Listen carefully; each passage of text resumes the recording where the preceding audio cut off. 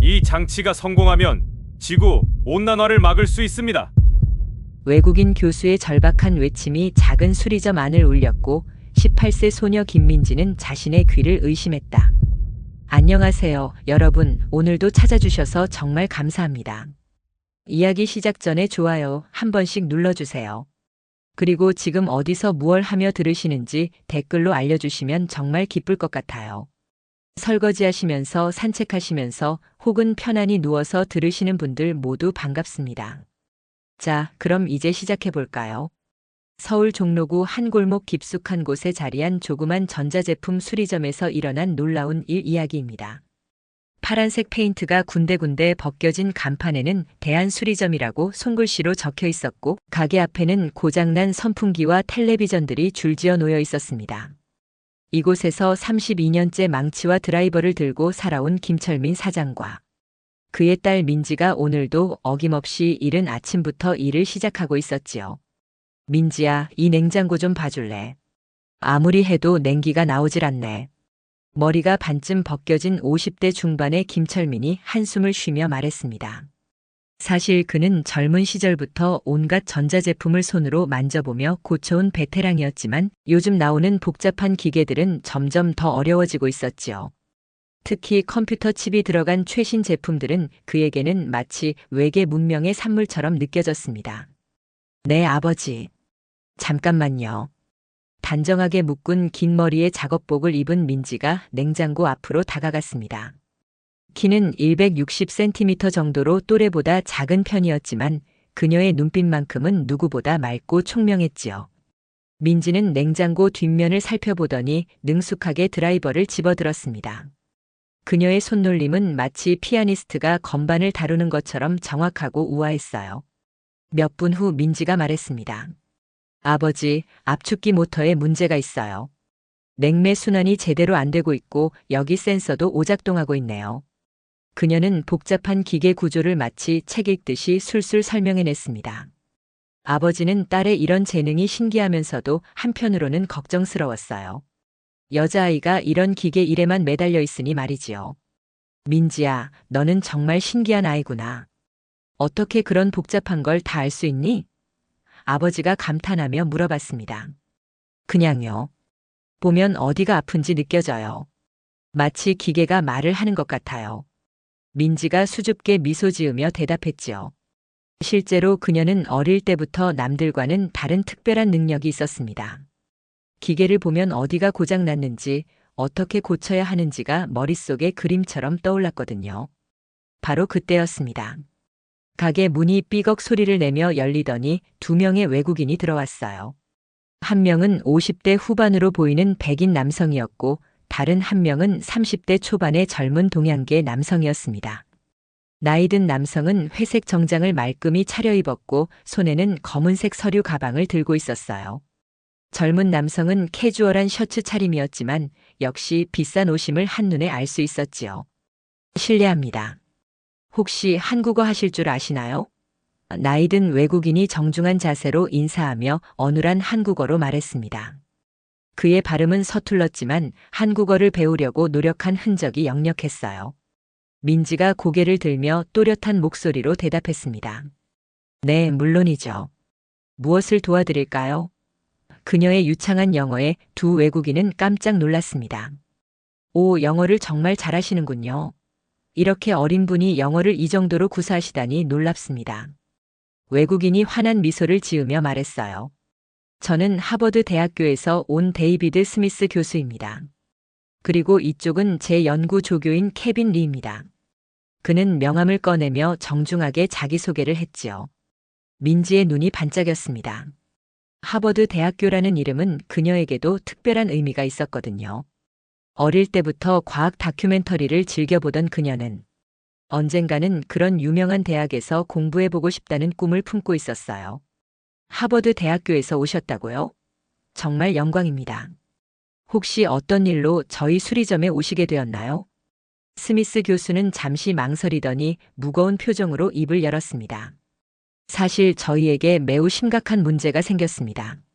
제가 지난 25년간 연구해온 프로젝트가 있는데 마지막 단계에서 계속 막히고 있어요. 한국의 여러 대학과 연구소를 돌아다녔지만 아무도 해결하지 못했습니다. 이제 정말 마지막 희망으로 거리의 수리점들을 찾아다니고 있는 중입니다. 어떤 종류의 연구인가요? 민지가 호기심 어린 목소리로 물어봤어요. 스미스 교수는 주위를 둘러보더니 목소리를 낮추어 말했습니다. 대기 중 이산화탄소 포집 및 산소 생성 장치입니다. 쉽게 말해서 공기 중에 이산화탄소를 빨아들여서 산소로 바꾸는 기계예요. 만약 이것이 성공한다면 지구 온난화 문제를 근본적으로 해결할 수 있습니다. 민지의 아버지는 무슨 소리인지 전혀 이해하지 못했지만 딸의 표정이 진지해지는 것을 보고는 조용히 지켜보기로 했어요. 민지는 잠시 생각에 잠겼다가 물어봤습니다. 그 장치에 구체적으로 어떤 문제가 발생하나요? 처음에는 완벽하게 작동합니다. 이산화탄소를 흡입해서 산소로 변환하는 과정이 아주 순조로워요. 하지만 정확히 3분이 지나면 갑자기 시스템이 불안정해지기 시작하더니 결국 완전히 멈춰버립니다. 온도, 압력, 습도, 전압 등 모든 조건을 체크해봤지만 원인을 찾을 수 없어요. 스미스 교수의 목소리에는 절망감이 배어 있었습니다. 케빈 조교가 덧붙였습니다. 전 세계의 최고 전문가들이 달려들어봤지만 모두 포기했어요. 이론적으로는 완벽한 설계인데 실제로는 작동하지 않으니 정말 미칠 것 같습니다. 그의 얼굴에도 지친기가 역력했어요. 민지는 잠시 침묵했다가 조심스럽게 물어봤습니다. 혹시 그 장치를 직접 볼 수 있을까요? 스미스 교수는 놀란 표정을 지었어요. 물론입니다. 하지만 매우 복잡하고 정밀한 장비라서 자칫 손상될 수 있어요. 그리고 가격도 수십만 달러에 달하는 고가 장비입니다. 걱정하지 마세요. 저는 절대로 함부로 만지지 않습니다. 먼저 구조를 파악하고 문제점을 찾아보겠습니다.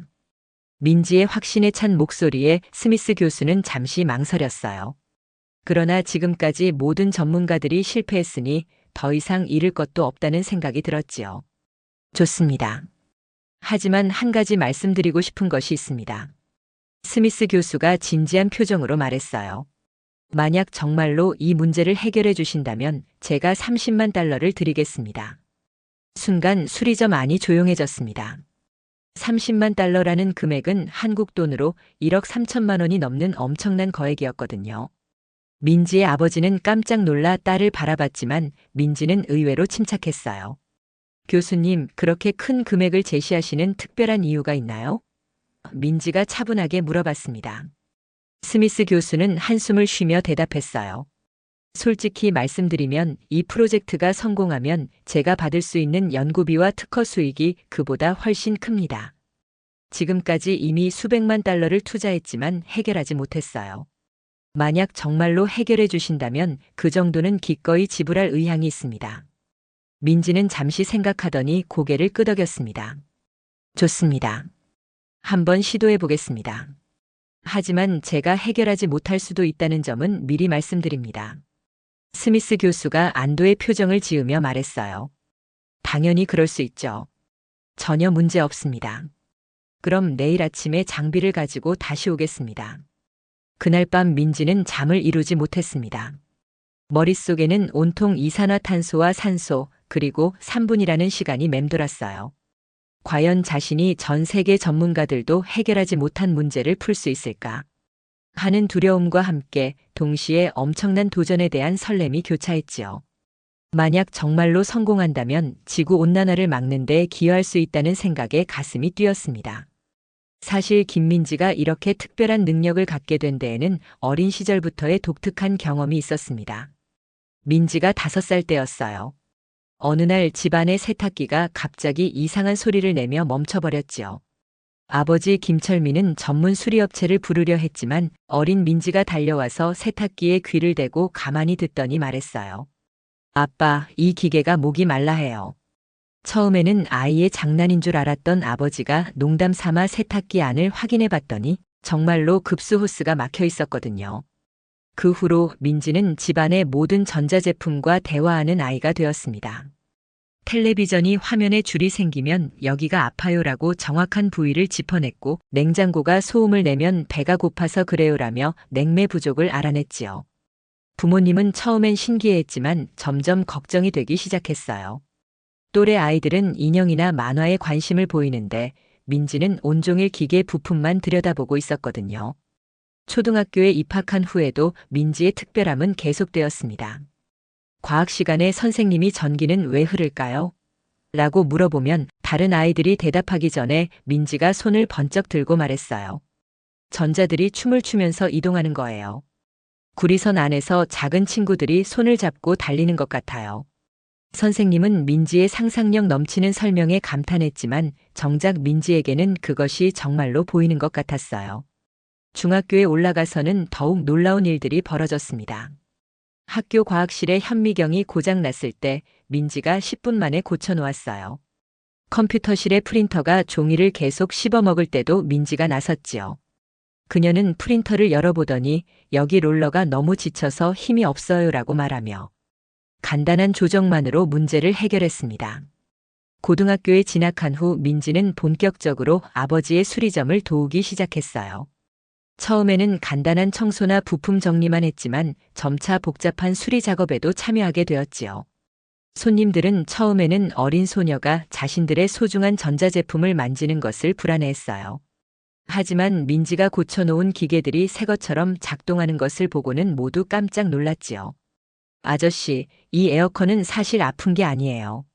그냥 너무 오랫동안 쉬지 못해서 지친 거예요. 민지가 에어컨 수리를 마치며 고객에게 설명했어요. 필터를 갈아주고 냉매를 보충해주니까 다시 건강해졌어요. 앞으로는 한 달에 한 번씩 필터 청소해주시면 오래오래 쓸 수 있을 거예요. 고객은 민지의 설명을 들으며 신기해했어요.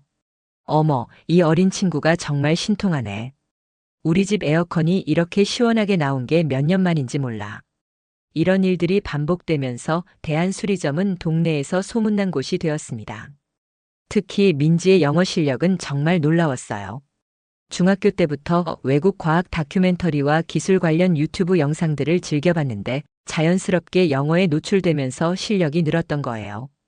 또한 인터넷으로 해외 기술 포럼에 참여하면서 전 세계 엔지니어들과 소통하기도 했지요.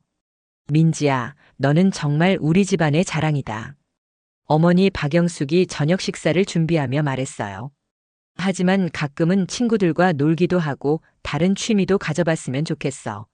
하지만 민지에게는 기계를 고치는 것 자체가 가장 즐거운 놀이였어요. 어느 날 밤 민지는 아버지와 함께 수리점 정리를 하며 이야기했습니다. 아빠, 저는 왜 다른 사람들이 보지 못하는 걸 볼 수 있는 걸까요? 아버지는 딸의 어깨를 다독이며 말했어요. 민지야, 그건 하늘이 너에게 준 특별한 선물이야. 그 선물로 많은 사람들을 도울 수 있다면 얼마나 좋겠니? 실제로 민지는 단순히 기계를 고치는 것에서 그치지 않았어요. 동네 할머니들의 라디오를 고쳐드리고 학교 친구들의 휴대폰 문제를 해결해주고 심지어 근처 카페의 커피 머신까지 고쳐주곤 했지요. 그럴 때마다 민지는 진심으로 기뻐했어요. 자신의 능력으로 다른 사람들이 행복해하는 모습을 보는 것이 세상에서 가장 즐거운 일이었거든요. 하지만 민지에게도 고민이 있었습니다. 장래 희망을 써내라고 하면 항상 막막했어요. 기계 고치는 것은 좋아하지만 그것만으로 미래를 설계하기에는 아직 어린 나이였거든요. 게다가 주변에서는 여자가 이런 기술직을 계속하기 어렵다는 말들도 들려왔어요. 민지야, 너는 분명히 훌륭한 엔지니어가 될 수 있어.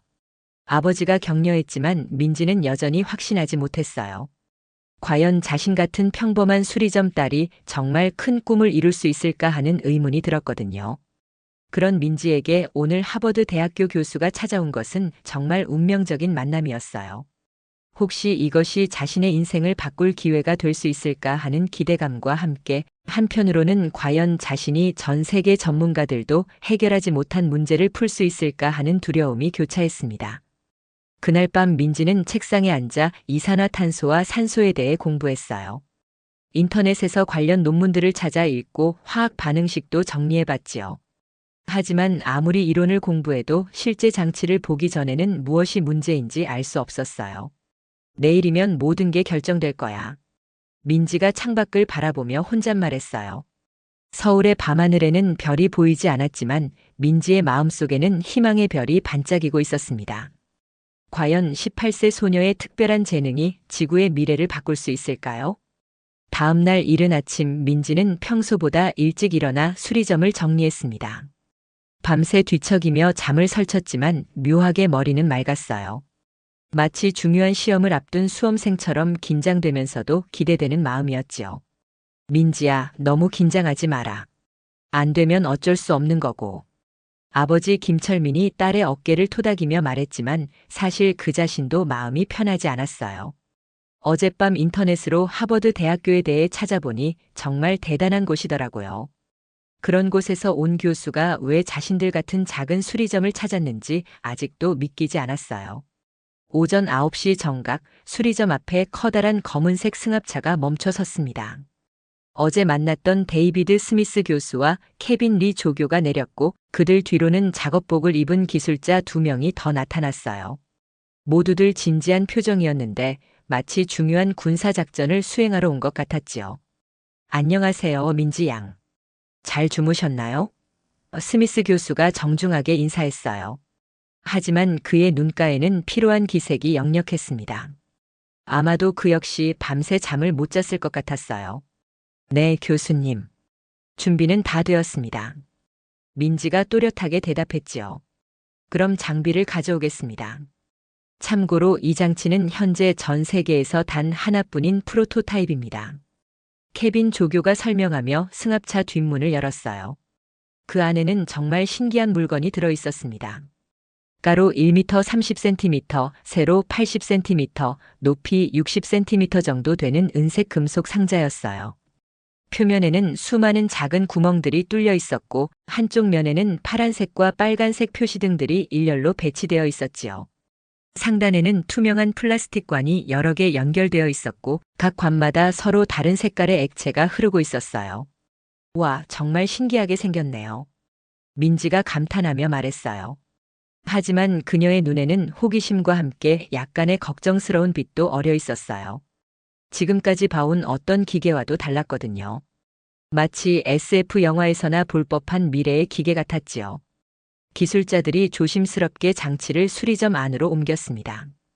평소 텔레비전이나 냉장고로 가득했던 작업 공간이 갑자기 첨단 연구소처럼 변했어요. 스미스 교수는 노트북을 꺼내 장치와 연결했고 각종 케이블과 센서들을 점검하기 시작했지요. 이것이 바로 CARO2 시스템입니다. 스미스 교수가 자랑스러우면서도 씁쓸한 표정으로 설명하기 시작했어요. CAR은 카본 에어 리사이클의 줄임말이고 O2는 산소를 뜻하죠.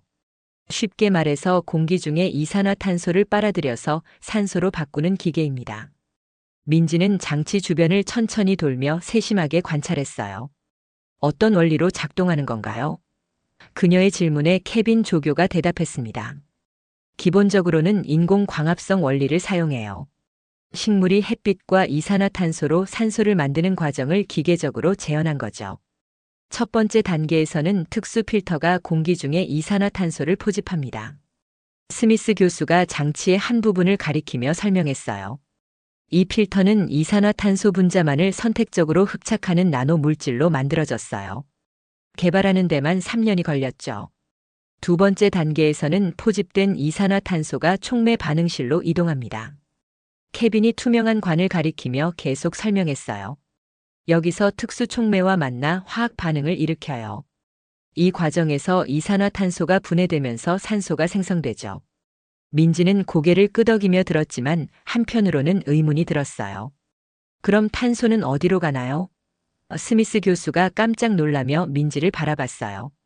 오, 정말 좋은 질문이네요. 탄소는 고체 형태로 분리되어 여기 저장 용기에 모입니다. 그는 장치 하단의 작은 통을 가리켰지요. 이론적으로는 완벽한 시스템입니다. 스미스 교수의 목소리에 자부심이 묻어 있었어요. 하루에 1kg의 이산화탄소를 처리할 수 있고 700g의 순수한 산소를 생산할 수 있어요. 만약 이 기술이 대량 생산된다면 전 세계 곳곳에 설치해서 대기 중 이산화탄소 농도를 획기적으로 줄일 수 있습니다. 민지의 아버지는 복잡한 설명을 들으며 고개를 갸우뚱했어요. 하지만 딸이 진지한 표정으로 듣고 있는 모습을 보니 대충은 이해가 되었지요. 지구온난화를 막을 수 있는 대단한 기계라는 것만큼은 확실했어요. 그런데 문제는 뭔가요? 민지가 궁금한 표정으로 물어봤어요. 스미스 교수의 얼굴이 갑자기 어두워졌습니다. 처음 작동할 때는 모든 것이 완벽해요. 이산화탄소 포집률도 좋고 산소 생성량도 계획대로 나와요. 하지만 케빈이 대신 말을 이었습니다. 정확히 3분 후에 시스템이 불안정해지기 시작해요. 처음에는 미세한 진동이 생기더니 점점 심해지면서 결국 완전히 멈춰버려요. 강제로 재시작하면 또 3분 동안은 정상 작동하지만 결국 같은 현상이 반복됩니다. 정말 이상한 일이죠. 스미스 교수가 한숨을 쉬며 말했어요. 3분이라는 시간이 너무 정확해서 더욱 미스터리예요. 3분 10초도 아니고 2분 50초도 아니에요. 정확히 3분 만에 문제가 발생해요. 민지는 잠시 생각에 잠겼습니다. 혹시 온도 변화와 관련이 있을까요? 3분 동안 작동하면서 내부 온도가 올라가서 뭔가 변화가 생기는 건 아닐까요? 스미스 교수가 고개를 저었어요. 그것도 처음에 의심했던 부분이에요. 하지만 냉각 시스템을 강화하고 온도를 일정하게 유지해도 똑같은 현상이 일어나더라고요. 압력은 어떤가요? 민지가 다시 물어봤어요. 압력도 체크해봤어요. 진공 상태에서도 테스트해봤고 고압 환경에서도 실험해봤지만 결과는 동일했어요. 케빈이 답했지요. 전기적 문제일 수도 있지 않을까요? 민지의 연속된 질문에 두 연구자는 점점 놀라는 표정을 지었어요. 전압, 전류, 주파수 모든 것을 점검해봤어요. 심지어 다른 전원 공급 장치로도 테스트해봤지만 마찬가지였어요. 스미스 교수가 답했습니다. 민지는 장치를 한 바퀴 더 돌며 자세히 살펴봤어요. 혹시 실제로 작동하는 모습을 볼 수 있을까요? 스미스 교수는 잠시 망설였지만 고개를 끄덕였어요. 물론이죠. 하지만 3분 후에는 반드시 문제가 생긴다는 점을 염두에 두세요. 케빈이 노트북을 조작하기 시작했습니다. 곧 장치에서 낮은 웅웅거리는 소리가 나기 시작했어요. 파란색 표시등들이 하나씩 켜지더니 투명한 관 안에 액체들이 흐르기 시작했지요. 정말 신기한 광경이었어요. 지금 공기 중에 이산화탄소를 포집하고 있어요. 스미스 교수가 화면을 가리키며 설명했어요. 이 수치가 포집량이고 저 수치가 산소 생성량이에요. 모니터에는 실시간으로 변하는 숫자들이 표시되고 있었어요. 민지는 장치에서 나는 소리에 귀를 기울였습니다. 처음에는 일정한 리듬의 기계음이었는데 시간이 지날수록 미묘하게 변하는 것 같았어요. 마치 심장 박동이 점점 빨라지는 것 같은 느낌이었지요. 1분 경과. 케빈이 시간을 알렸어요. 모든 수치는 여전히 정상 범위 안에 있었어요. 2분 경과. 아직도 문제 없어 보였어요. 민지는 장치의 각 부분을 유심히 관찰했어요. 뭔가 미세한 변화를 감지하려고 집중했지요. 2분 30초. 케빈의 목소리에 긴장감이 배어 있었어요. 스미스 교수도 모니터를 주시하며 입술을 꽉 깨물고 있었어요. 민지는 장치에 손을 가까이 대봤어요. 손바닥으로 미세한 진동을 느낄 수 있었거든요. 2분 50초. 이때부터 장치의 소리가 조금씩 변하기 시작했어요. 일정했던 웅웅거림이 약간 불규칙해지는 것 같았지요. 민지는 더욱 집중했어요. 3분. 케빈이 외쳤을 때 정확히 그 순간 장치에서 삐 하는 경고음이 울렸어요. 파란색 표시등들이 깜빡거리기 시작했고 투명한 관의 액체 흐름이 불안정해졌어요. 모니터의 수치들도 급격히 요동치기 시작했지요. 또 시작됐네요. 스미스 교수가 체념한 듯 말했어요. 진동이 점점 심해지더니 결국 모든 표시등이 꺼지며 장치가 완전히 멈춰버렸어요. 정말 신기하네요. 민지가 중얼거렸어요. 정확히 3분이라니. 그녀는 뭔가 떠오르는 게 있는 것 같았지만 아직 확실하지 않았어요. 이 현상 때문에 전 세계의 전문가들이 머리를 쥐어뜯고 있어요. 케빈이 한숨을 쉬며 말했어요. 스위스의 CERN 연구소, 일본의 RIKEN, 독일의 막스, 플랑크 연구소에서 온 과학자들까지 모두 포기했거든요. 스미스 교수가 민지에게 진지하게 말했어요. 민지 양 솔직히 말씀드리면 저희도 이제 정말 막막한 상황이에요. 연구비도 거의 바닥났고 대학에서도 프로젝트 중단을 검토하고 있어요. 당신이 정말 마지막 희망입니다. 민지는 잠시 침묵했다가 입을 열었어요. 교수님, 이 장치를 설계할 때 사용한 모든 자료를 볼 수 있을까요? 설계도, 부품 명세서, 제작 과정 기록까지 모든 것 말이에요. 스미스 교수가 놀란 표정을 지었어요. 물론이죠. 하지만 상당히 방대한 양이에요. 수천 페이지에 달하거든요. 괜찮아요. 시간이 걸리더라도 천천히 살펴보겠어요. 민지의 확고한 목소리에 두 연구자는 희망의 빛을 봤어요. 과연 28세 소녀가 세계적인 난제를 해결할 수 있을까요? 민지가 자료를 검토하겠다고 하자 스미스 교수는 무거운 한숨을 쉬었습니다. 사실 민지 양 솔직히 말씀드리면 한국에서도 이미 여러 곳을 다녀봤어요. 결과는 참담했습니다. 케빈 조교가 태블릿을 꺼내며 설명하기 시작했어요. 저희가 한국에 온 지 벌써 2달이 되었거든요. 처음에는 서울대학교 공과대학부터 시작했죠. 그의 목소리에는 실망감이 가득했습니다. 서울대 기계공학과의 박진호 교수님 연구팀에서 일주일 동안 분석해봤어요. 세계적 수준의 연구진이었죠. 하지만 결국 이론적으로는 완벽하나 실제 구현에서 알 수 없는 변수가 존재한다는 결론만 내렸어요. 스미스 교수가 쓸쓸하게 말했습니다. 민지는 조용히 듣고 있었지만 마음 한구석이 무거워졌어요. 서울대학교라면 한국 최고의 대학인데 그곳에서도 해결하지 못했다니. 그 다음에는 카이스트로 갔어요. 케빈이 계속 설명했습니다. 화학공학과의 이수진 교수 연구실이었는데 촉매 반응 전문가들이었거든요. 2주일 동안 촉매 성분을 다시 분석하고 반응 조건도 수없이 바꿔봤어요. 결과는? 민지가 조심스럽게 물어봤어요. 촉매 자체에는 전혀 문제가 없다는 거였어요. 오히려 너무 완벽해서 더 이상 개선할 여지가 없다고 하더라고요. 스미스 교수의 표정이 더욱 어두워졌습니다. 민지의 아버지가 걱정스럽게 끼어들었어요. 그럼 포항공대는 어땠나요? 거기도 유명하다고 들었는데. 케빈이 고개를 끄덕였습니다. 네, 포스텍 신소재 공학과에도 다녀왔어요. 나노 물질 전문가들이었는데 필터 시스템을 완전히 뜯어봤거든요. 그곳에서는 뭐라고 했나요? 민지가 궁금해했어요. 필터의 나노 구조가 너무나 정교해서 오히려 그것이 문제일 수도 있다고 했어요. 하지만 구조를 바꾸면 이산화탄소 포집 효율이 떨어진다는 게 함정이었죠. 스미스 교수가 한숨을 쉬었습니다. 연세대학교 전기전자공학과에서는 전력 시스템을 집중적으로 분석했어요. 케빈이 태블릿 화면을 넘기며 말했습니다. 전력 공급이 불안정해서 3분 후에 문제가 생기는 건 아닌지 의심했거든요. 하지만 전력 시스템은 완벽했어요. 민지는 점점 압박감을 느끼기 시작했어요. 이렇게 많은 전문가들이 실패했는데 과연 자신이 해결할 수 있을까 하는 의문이 들었거든요. 고려대학교 화학과에서는 분자 수준의 반응 메커니즘을 연구했어요. 스미스 교수가 계속 설명했습니다. 최첨단 분광학 장비로 반응 과정을 실시간으로 관찰했죠. 하지만 모든 반응이 정상적으로 일어나고 있다는 결론만 얻었어요. 한양대학교 기계공학과에서는 진동 분석에 집중했어요. 케빈이 덧붙였습니다. 3분 후에 생기는 진동의 원인을 찾으려고 했거든요. 하지만 진동은 결과일 뿐 원인이 아니라는 게 밝혀졌어요. 민지의 어머니 박영숙이 걱정스럽게 말했어요.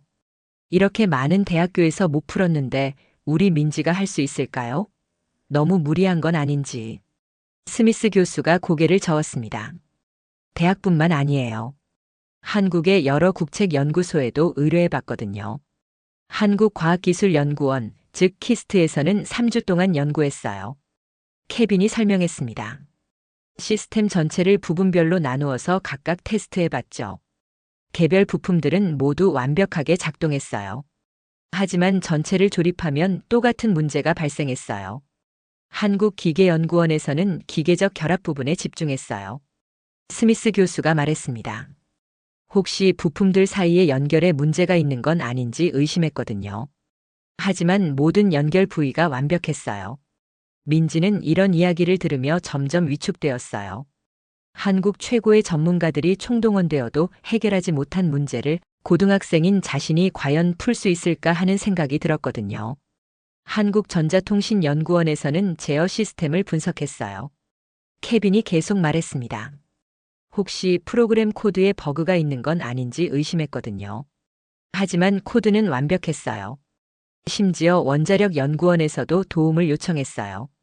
스미스 교수의 목소리에 절망감이 묻어났습니다. 방사선 분석을 통해 원자 수준에서 뭔가 변화가 일어나는 건 아닌지 확인해 봤거든요. 하지만 그것도 정상이었어요. 민지의 아버지가 딸을 바라보며 말했어요. 민지야, 이렇게 많은 전문가들이 못 푼 문제를 내가 꼭 해야 하는 건 아니야.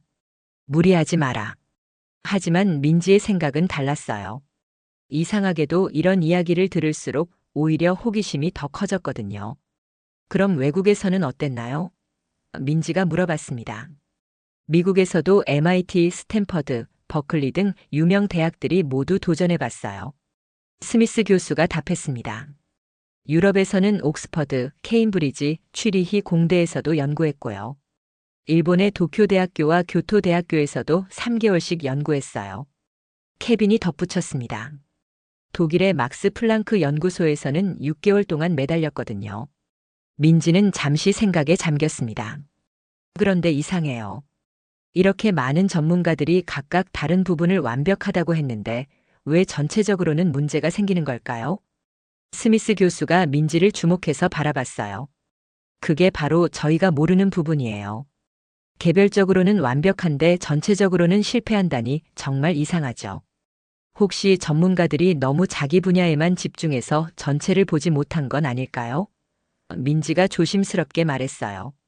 케빈이 고개를 끄덕였습니다. 그 가능성도 생각해 봤어요. 그래서 마지막에는 여러 분야 전문가들이 모여서 공동 연구도 해봤거든요. 하지만 결과는 마찬가지였어요.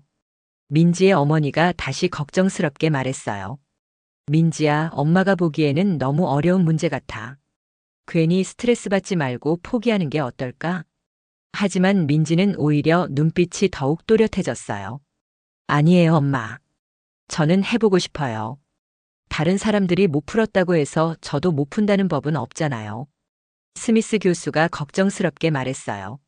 민지 양, 물론 도전 정신은 좋지만 너무 큰 기대는 하지 마세요. 정말 어려운 문제거든요. 교수님, 그런데 한 가지 궁금한 게 있어요. 민지가 말했습니다.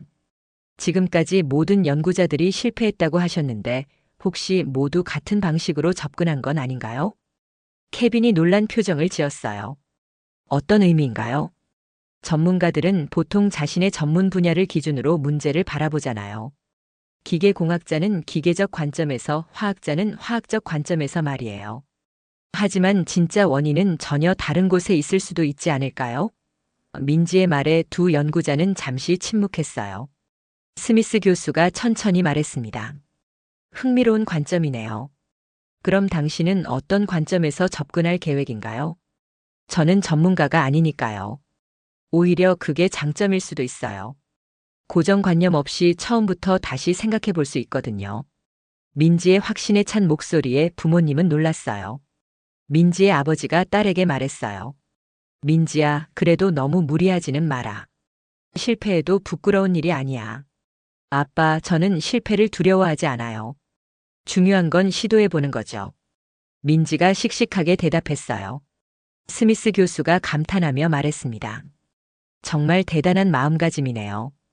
그럼 정말로 도전해 보시겠다는 건가요? 네, 해보겠어요.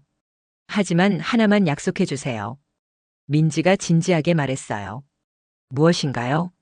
만약 제가 실패하더라도 실망하지 마세요. 그리고 다른 방법을 계속 찾아보세요. 이런 중요한 기술을 포기하면 안 되거든요. 민지의 말에 스미스 교수와 케빈은 깊이 감동했어요. 그날 밤 민지 가족은 긴 회의를 했습니다. 어머니는 여전히 걱정이 많았어요. 민지야, 정말 괜찮겠니? 너무 큰 부담을 지는 건 아닐까?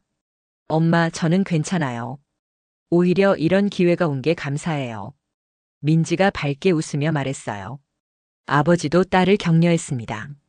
민지야, 아빠는 내가 어떤 결정을 내리든 지지할 거야. 하지만 너무 스트레스 받지는 마라. 고마워요, 아빠. 저는 정말 이 문제를 풀고 싶어요. 만약 성공한다면 지구 환경을 구하는 데 도움이 될 수 있잖아요. 민지의 눈에는 강한 의지가 빛나고 있었어요. 과연 18세 소녀 민지가 전 세계 전문가들도 포기한 이 난제를 해결할 수 있을까요? 내일부터 시작될 그녀의 도전이 어떤 결과를 가져올지 정말 궁금해졌습니다. 다음 날 아침 7시 민지는 평소보다 2시간 일찍 일어나 수리점으로 향했습니다. 스미스 교수가 준 자료들을 밤새 훑어봤지만 워낙 방대해서 다 읽기에는 시간이 부족했거든요. 하지만 이상하게도 뭔가 중요한 단서가 숨어 있을 것 같은 예감이 들었어요. 수리점에 도착하자마자 민지는 CAR-O2 장치 앞에 앉았습니다. 어제와는 달리 아무도 없는 조용한 공간에서 혼자만의 시간을 가져보고 싶었거든요. 안녕, 너는 대체 뭐가 문제일까? 민지가 장치에게 말을 걸었어요. 어릴 때부터 기계와 대화하던 습관이었지요. 민지는 장치 주변을 천천히 돌며 모든 세부 사항을 관찰했습니다. 다른 사람들이 보지 못한 것을 찾기 위해서는 남들과 다른 방식으로 접근해야 했거든요. 그녀는 손바닥을 장치 표면에 대고 미세한 진동을 느껴봤어요. 마치 환자의 맥박을 재는 의사처럼 말이에요. 이상해. 민지가 중얼거렸습니다. 장치의 왼쪽 부분과 오른쪽 부분에서 나는 진동이 미묘하게 달랐거든요. 너무 작은 차이라서 측정 장비로는 감지하기 어려울 정도였지만 민지의 예민한 손끝은 그 차이를 느낄 수 있었어요. 아침 8시에 스미스 교수와 케빈이 도착했습니다. 벌써 와 계셨네요. 일찍 일어나셨나 봐요. 스미스 교수가 민지를 보며 놀라워했어요. 네, 혼자 있는 시간이 필요했거든요. 민지가 답했습니다. 교수님, 혹시 이 장치를 만들 때 사용한 재료들의 원산지를 알 수 있을까요? 원산지요? 케빈이 의아해했어요. 왜 그런 걸 궁금해하시나요? 그냥 느낌인데요. 혹시 서로 다른 곳에서 온 재료들이 만났을 때 예상하지 못한 상호작용이 일어나는 건 아닐까 해서요. 민지의 설명에 두 연구자는 서로 눈을 마주쳤어요. 스미스 교수가 태블릿을 꺼내며 말했습니다. 흥미로운 관점이네요. 사실 이 장치의 부품들은 전 세계에서 가장 좋은 재료들을 골라서 만들었거든요. 나노 필터는 일본에서, 촉매는 독일에서, 제어칩은 미국에서, 외부 케이스는 스위스에서 가져왔어요. 아, 민지의 눈이 반짝였어요. 그럼 이 장치는 마치 유엔 총회 같네요. 전 세계에서 온 최고의 재료들이 한 곳에 모인 거잖아요. 케빈이 웃으며 말했어요. 재미있는 비유네요. 하지만 그게 문제와 무슨 관련이 있을까요? 민지는 잠시 생각하더니 말했습니다. 교수님, 혹시 각 부품들이 만들어진 환경의 차이를 고려해 보신 적 있나요? 예를 들어 온도, 습도, 기압 같은 것 말이에요. 스미스 교수가 고개를 갸우뚱했어요. 부품 자체의 품질은 모두 완벽하게 테스트했는데 제조 환경까지는 생각해 보지 못했네요. 각 나라마다 기후가 다르잖아요. 민지가 설명하기 시작했어요. 일본은 습도가 높고 독일은 상대적으로 건조하고 미국과 스위스도 각각 다른 환경이고요. 만약 이 부품들이 각자의 환경에 최적화되어 만들어졌다면 한국의 환경에서 함께 작동할 때 문제가 생길 수도 있지 않을까요? 케빈이 놀란 표정을 지었어요. 정말 독특한 시각이네요. 그런데 구체적으로 어떤 문제가 생길 수 있을까요? 민지는 수리점에서 자주 보던 현상을 떠올렸습니다. 저희 수리점에 가끔 외국산 전자제품이 들어와요. 분명히 고급 제품인데 한국에서는 이상하게 작동하는 경우가 있거든요. 알고 보니 전압이나 주파수 차이 때문이 아니라 습도나 미세먼지 같은 환경적 요인 때문인 경우가 많았어요. 스미스 교수가 흥미로워하며 물었습니다. 구체적으로 어떤 현상이었나요? 독일산 정밀 계측기가 한국의 여름 습도를 견디지 못해서 오작동을 일으킨 적이 있어요. 겉보기에는 아무 문제 없어 보였는데 내부의 미세한 수분이 축적되면서 전기적 특성이 변한 거였어요. 민지가 자세히 설명했어요. 그런 경험이 있으셨군요. 케빈이 감탄했어요. 그럼 우리 장치에서도 비슷한 일이 일어날 수 있다는 말씀인가요? 가능성이 있어요. 민지가 고개를 끄덕였어요. 특히 3분이라는 시간이 중요한 단서일 것 같아요. 3분이면 장치 내부의 환경이 안정화되는 시간이거든요. 스미스 교수가 깊은 생각에 잠겼습니다. 흥미로운 가설이네요. 하지만 어떻게 확인해 볼 수 있을까요? 민지는 수리점의 한 구석에서 습도계와 온도계를 가져왔습니다. 일단 장치 내부의 환경 변화를 측정해 볼까요? 작동 전과 후의 차이를 비교해 보면 뭔가 발견할 수 있을 것 같아요. 좋은 아이디어네요. 케빈이 동의했어요. 우리도 온도는 측정해 봤지만 습도나 다른 환경 요소들은 놓쳤을 수도 있어요. 민지는 장치의 여러 부분에 센서들을 조심스럽게 배치했습니다. 이제 작동시켜 볼까요? 하지만 이번에는 30초마다 모든 데이터를 기록해 보겠어요. 스미스 교수가 시스템을 가동했습니다. 민지는 스톱워치를 들고 시간을 재면서 동시에 여러 센서의 값을 확인했어요. 30초, 온도 23.5도, 습도 61%. 민지가 또박또박 기록했어요. 1분, 온도 23.7도, 습도 62.3%. 아직까지는 큰 변화가 없었어요. 1분 30초, 온도 24.1도, 습도 63.8%. 조금씩 변화가 생기기 시작했어요. 2분, 온도 24.6도, 습도 65.2%. 변화 속도가 빨라지고 있었어요. 2분 30초, 온도 25.3도, 습도 67.5%. 이때부터 민지는 뭔가 패턴을 발견하기 시작했어요. 교수님 보세요. 민지가 흥분해서 외쳤어요. 습도 변화 패턴이 이상해요.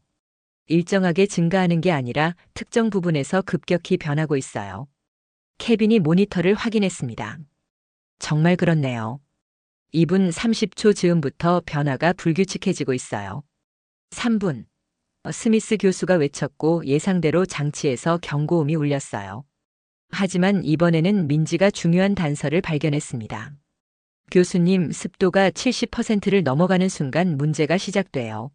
민지가 데이터를 가리키며 말했어요. 그리고 특정 부분의 온도가 다른 부분보다 빨리 올라가고 있어요. 스미스 교수와 케빈이 민지의 기록을 자세히 살펴봤습니다. 정말 놀랍네요. 이런 미세한 환경 변화는 저희가 전혀 주목하지 못했던 부분이에요. 스미스 교수가 감탄했어요. 그런데 이게 어떻게 시스템 전체의 오작동으로 이어지는 걸까요? 케빈이 궁금해했어요. 민지는 장치의 구조를 다시 살펴봤습니다. 혹시 일본산 나노 필터가 높은 습도에서 성능이 변하는 건 아닐까요? 일본은 습도가 높긴 하지만 그 습도에 맞춰서 설계되었을 텐데 한국의 습도 변화 패턴은 다를 수 있거든요. 그리고 독일산 촉매는 상대적으로 건조한 환경에서 최적화되었을 거예요. 민지가 계속 설명했어요. 만약 습도가 갑자기 올라가면 촉매의 활성도가 변할 수 있어요. 스미스 교수가 무릎을 쳤습니다. 맞아요. 각 부품은 개별적으로는 완벽하지만 서로 다른 환경 조건에서 최적화되었기 때문에 함께 작동할 때 문제가 생기는 거군요. 마치 서로 다른 언어를 쓰는 사람들이 한 팀에서 일하는 것 같아요. 민지가 비유했어요. 각자는 훌륭하지만 의사소통에 문제가 생기는 거죠. 케빈이 흥분해서 말했습니다. 그럼 해결 방법도 있다는 말씀인가요? 민지는 자신 있게 고개를 끄덕였어요. 네, 방법이 있을 것 같아요. 각 부품이 서로 다른 환경 변화에 적응할 수 있도록 중간에 완충 장치를 만들면 될 것 같아요. 완충 장치요? 스미스 교수가 관심을 보였어요. 네, 각 부품 사이에 환경을 조절하는 작은 챔버를 만드는 거예요. 마치 에어컨처럼 온도와 습도를 일정하게 유지해주는 거죠. 민지의 아이디어에 두 연구자는 깜짝 놀랐어요. 정말 혁신적인 아이디어네요. 스미스 교수가 감탄했어요. 지금까지 수많은 전문가들이 개별 부품의 성능에만 집중했는데 부품들 간의 환경적 조화는 전혀 생각하지 못했거든요. 민지는 뿌듯한 미소를 지었습니다. 드디어 실마리를 찾은 것 같았거든요. 하지만 이것은 시작에 불과했어요. 이제 실제로 이 아이디어를 구현해야 하는 더 큰 도전이 기다리고 있었거든요. 민지의 아이디어에 흥분한 스미스 교수와 케빈은 곧바로 실행에 옮기기로 했습니다. 하지만 막상 시작하려고 하니 예상보다 훨씬 복잡한 문제였어요. 환경 조절 완충 장치라고 하셨는데 구체적으로 어떻게 만들 계획인가요? 케빈이 걱정스럽게 물어봤어요. 장치 내부 공간이 워낙 제한적이라서 추가 장비를 넣기가 어려울 것 같은데요. 민지도 그 점이 가장 큰 고민이었어요. CARO2 장치는 이미 최적화된 설계로 만들어져서 여분의 공간이 거의 없었거든요. 그래서 기존 방식으로는 안 될 것 같아요.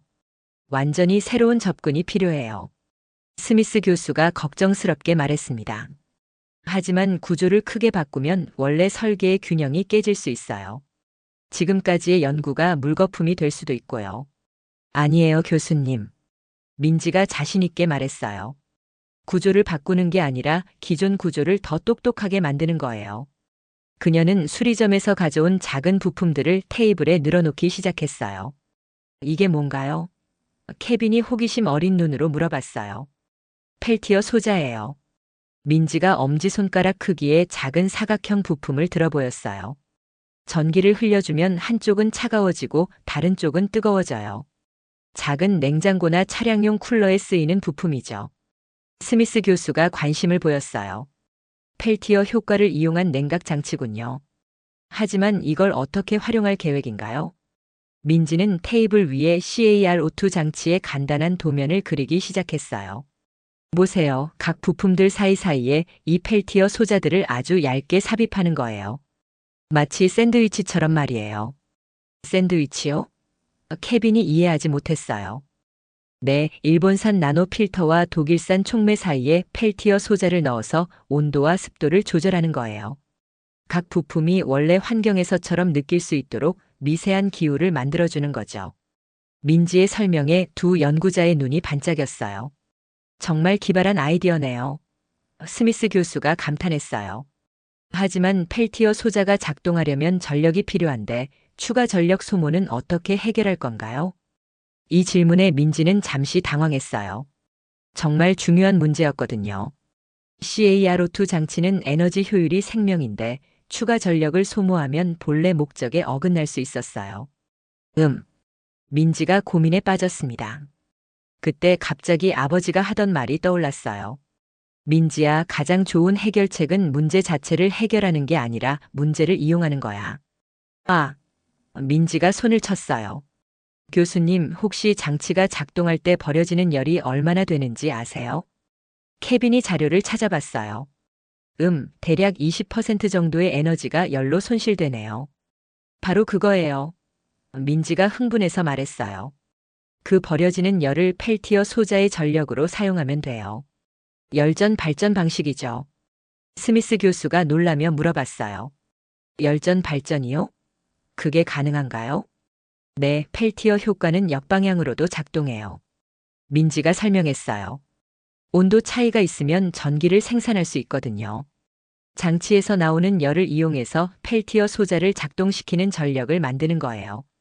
와, 정말 획기적이네요. 케빈이 감탄했어요. 그럼 추가 전력 소모 없이도 환경 조절이 가능하다는 말씀인가요? 맞아요. 오히려 전체적인 에너지 효율이 더 좋아질 수도 있어요.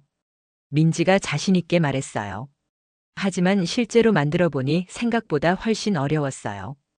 펠티어 소자는 너무 작아서 정밀한 작업이 필요했고 기존 장치를 분해하는 과정도 매우 조심스러웠거든요. 혹시 실수해서 장치를 망가뜨리면 어떻게 하죠? 케빈이 걱정했어요. 이 장치는 전 세계에 단 하나뿐인 프로토타입이었거든요. 걱정하지 마세요. 민지가 차분하게 말했어요. 저는 항상 역순으로 복구할 수 있는 방법을 준비해놓고 작업해요.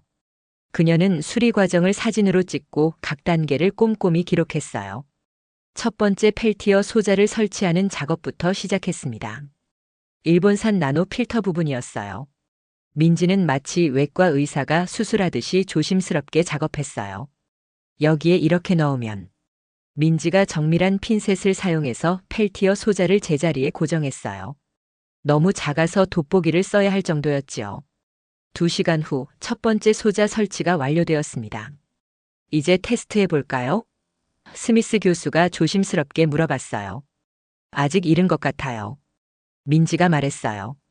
모든 소자를 다 설치한 후에 전체적으로 테스트하는 게 좋을 것 같아요. 하지만 두 번째 펠티어 소자를 설치하는 과정에서 문제가 생겼어요. 독일산 촉매 부분의 공간이 예상보다 더 좁았거든요. 이상해요. 측정값과 다르네요. 민지가 당황했어요.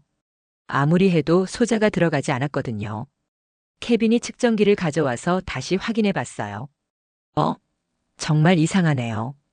설계도상으로는 충분한 공간이 있어야 하는데. 그때 민지가 뭔가를 발견했어요. 아, 이 부분이 온도에 따라 팽창하는 소재네요. 촉매 챔버가 미세하게 팽창해서 공간이 줄어든 거였어요. 그럼 어떻게 하죠? 스미스 교수가 걱정했어요. 민지는 잠시 생각하더니 다른 방법을 떠올렸어요. 소자를 안에 넣는 게 아니라 밖에서 조절하면 어떨까요? 그녀는 펠티어 소자를 촉매 챔버 외부에 부착하는 방법을 제안했어요. 그게 효과가 있을까요? 케빈이 의심했어요. 해볼 만해요. 오히려 이 방법이 더 효율적일 수도 있어요. 민지가 자신있게 말했어요. 새로운 방식으로 두 번째 소자를 설치한 후 민지는 세 번째 소자 작업에 들어갔어요. 미국산 제어 칩 부분이었는데 여기는 상대적으로 공간이 넉넉해서 수월했어요. 마지막으로 스위스산 케이스 부분에 네 번째 소자를 설치했습니다. 이 과정에서 민지는 놀라운 발견을 했어요. 교수님 보세요. 민지가 흥분해서 외쳤어요. 케이스 안쪽에 미세한 응축수 자국이 있어요. 응축수요? 스미스 교수가 확인해 봤어요. 정말 그렇네요. 이건 습도 때문인가요? 맞아요. 스위스는 건조한 기후인데 한국의 습한 환경에서 케이스 내부에 응축수가 생긴 거예요. 이게 전기적 문제를 일으킬 수 있어요. 민지의 관찰력에 두 연구자는 감탄했어요. 그럼 이 부분도 해결해야겠네요. 케빈이 말했어요. 민지는 응축수 문제를 해결하기 위해 특별한 코팅제를 사용했어요. 수리점에서 습기가 많은 곳에 사용하던 방수 코팅제였지요. 드디어 모든 펠티어 소자 설치가 완료되었습니다. 민지는 마지막으로 전체 연결 상태를 점검했어요. 이제 정말로 테스트해 볼까요? 스미스 교수와 케빈은 긴장한 표정으로 지켜봤어요. 과연 민지의 아이디어가 성공할 수 있을까요? 시작합니다. 민지가 스위치를 눌렀어요. 장치에서 익숙한 웅웅거리는 소리가 나기 시작했어요. 하지만 이번에는 뭔가 달랐어요. 소리가 더 안정적이고 균일했거든요. 1분 경과. 케빈이 시간을 알렸어요. 모든 수치가 정상이었어요. 2분 경과. 여전히 안정적이었어요. 2분 30초. 이제 중요한 순간이 다가왔어요. 3분. 케빈이 외쳤을 때 모든 사람이 숨을 죽였어요. 하지만 이번에는 경고음이 울리지 않았어요. 장치는 여전히 조용하고 안정적으로 작동하고 있었어요. 5분, 10분, 15분. 믿을 수 없었어요. 장치가 계속 작동하고 있었거든요. 성공했어요. 스미스 교수가 흥분해서 외쳤어요. 정말로 문제가 해결됐어요. 민지는 뿌듯한 미소를 지었지만 동시에 겸손했어요. 아직 완전히 확신할 수는 없어요. 더 오래 테스트해봐야겠어요. 하지만 30분이 지나고 1시간이 지나도 장치는 완벽하게 작동했어요. 18세 소녀 민지가 정말로 전 세계 전문가들도 못 푼 문제를 해결한 거였어요. 장치가 안정적으로 작동하는 것을 확인한 스미스 교수는 믿을 수 없다는 표정으로 민지를 바라봤습니다. 30년 연구 인생에서 이렇게 감동적인 순간은 처음이었거든요. 민지 양 정말로 해내셨네요. 스미스 교수의 목소리가 떨렸어요. 이 순간이 올 거라고는 꿈에도 생각하지 못했습니다. 케빈 조교도 여전히 모니터를 바라보며 중얼거렸어요. 24시간째 연속 작동 중이에요. 믿기지 않아요. 정말 믿기지 않아요. 민지는 오히려 차분했어요. 교수님, 하지만 아직 확신하기에는 이른 것 같아요. 최소한 일주일은 연속으로 작동해봐야 진짜 성공이라고 할 수 있을 것 같은데요. 일주일이요? 스미스 교수가 놀라며 물어봤어요. 하지만 이미 충분히 증명된 것 같은데요. 아니에요. 민지가 고개를 저었어요. 기계는 때때로 속임수를 써요. 처음에는 잘 작동하다가 나중에 다른 문제가 생길 수도 있거든요. 정말 안전하다고 확신하려면 더 많은 시간이 필요해요. 민지의 신중한 태도에 두 연구자는 오히려 더 깊은 신뢰를 느꼈어요. 이런 겸손함과 철저함이야말로 진정한 과학자의 자세였거든요. 일주일 후 장치는 여전히 완벽하게 작동하고 있었어요. 스미스 교수는 더 이상 참을 수 없었습니다. 민지 양, 이제 정말 확실해요. 당신이 해낸 거예요. 그날 저녁 스미스 교수는 약속했던 보상을 준비해 왔어요. 하지만 단순히 30만 달러가 아니었습니다. 민지 양, 사실 제가 처음에 말씀드린 30만 달러는 최소 금액이었어요. 스미스 교수가 서류 봉투를 꺼내며 말했습니다. 하버드 대학교와 연구 후원 기관들이 긴급 회의를 열었거든요. 긴급 회의요? 민지가 궁금해했어요. 네, 당신의 해결책이 얼마나 혁신적인지 알게 되었거든요. 케빈이 설명했습니다. 펠티어 소자를 이용한 환경 조절 시스템은 다른 모든 정밀 기기에도 적용할 수 있어요. 이건 단순히 우리 장치만의 문제가 아니라 전체 정밀 기계 산업의 혁명을 일으킬 수 있는 발견이에요. 스미스 교수가 서류를 건네며 말했습니다. 그래서 보상을 늘리기로 했어요. 25만 달러입니다. 민지와 가족들은 깜짝 놀랐어요. 25만 달러면 한국 돈으로 3억 원이 넘는 거액이었거든요. 그리고 이것보다 더 중요한 제안이 있어요. 스미스 교수가 계속 말했습니다. 하버드 대학교에서 당신을 위한 특별 프로그램을 만들기로 했어요. 환경공학과 기계공학을 동시에 전공할 수 있는 맞춤형 프로그램이죠. 민지의 눈이 반짝였어요. 하지만 동시에 걱정도 되었어요. 교수님, 저는 아직 고등학교도 졸업하지 않았는데 괜찮을까요? 그런 건 문제되지 않아요. 케빈이 웃으며 말했습니다. 당신 같은 천재에게는 일반적인 규칙이 적용되지 않거든요. 하버드에서 직접 고등학교 과정까지 함께 제공하기로 했어요. 하지만 민지는 쉽게 결정하지 못했어요. 시간을 좀 주세요. 가족과 상의해 봐야겠어요. 그날 밤 민지 가족은 늦은 시간까지 이야기를 나눴어요. 민지야, 이런 기회는 평생에 한 번 있을까 말까 한 거야. 아버지 김철민이 말했어요. 하버드 대학교라니 꿈만 같구나. 어머니 박영숙은 여전히 걱정이 많았어요. 하지만 민지가 너무 어린데 혼자 외국에서 지낼 수 있을까? 그리고 언어 문제도 있고. 엄마, 저는 괜찮아요. 민지가 씩씩하게 말했습니다. 영어도 할 수 있고 무엇보다 제가 정말 하고 싶은 공부를 할 수 있는 기회잖아요. 하지만 민지에게는 다른 고민이 있었어요. 아빠, 제가 하버드에 가면 수리점은 어떻게 하세요? 아빠 혼자서 힘들지 않을까요? 아버지는 딸의 어깨를 다독이며 말했어요. 민지야, 그런 건 걱정하지 마라. 아빠는 30년 넘게 혼자서도 잘해왔어. 내가 더 큰 꿈을 이루는 게 아빠에게는 가장 큰 기쁨이야. 다음 날 예상치 못한 일이 벌어졌어요. 민지의 이야기가 언론에 알려진 거였어요. 18세 한국 소녀 하버드 교수도 못 푼 환경 문제 해결. 작은 수리점에서 일어난 기적, 지구 온난화 해결의 열쇠 찾아. 천재 소녀 민지 25만 달러 받고 하버드 특별 입학. 신문과 방송에서 민지의 이야기를 앞다투어 보도했어요.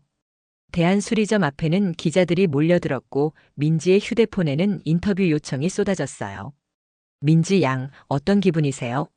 앞으로의 계획은 무엇인가요? 하버드에서 무엇을 공부할 예정인가요? 질문이 쏟아졌지만 민지는 차분하게 답변했어요. 저는 운이 좋았을 뿐이에요. 정말 중요한 건 이 기술이 실제로 지구 환경을 개선하는 데 사용되는 거라고 생각해요. 하지만 언론의 관심은 민지 개인에게 집중되었어요. 천재 소녀, 한국의 자랑, 미래의 노벨상 후보 같은 수식어들이 붙었지요. 이런 관심이 부담스러웠지만 동시에 뜻밖의 기회들도 생겼어요. 며칠 후 환경부에서 연락이 왔어요.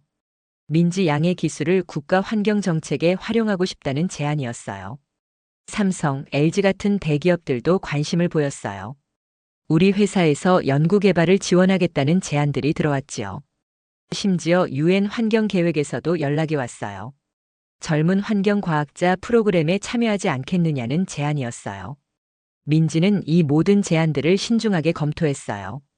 하지만 가장 중요한 것은 자신이 정말로 하고 싶은 일이 무엇인지 찾는 것이었지요. 교수님, 질문이 하나 있어요.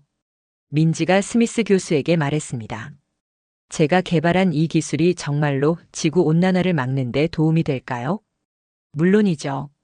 스미스 교수가 확신에 찬 목소리로 답했어요.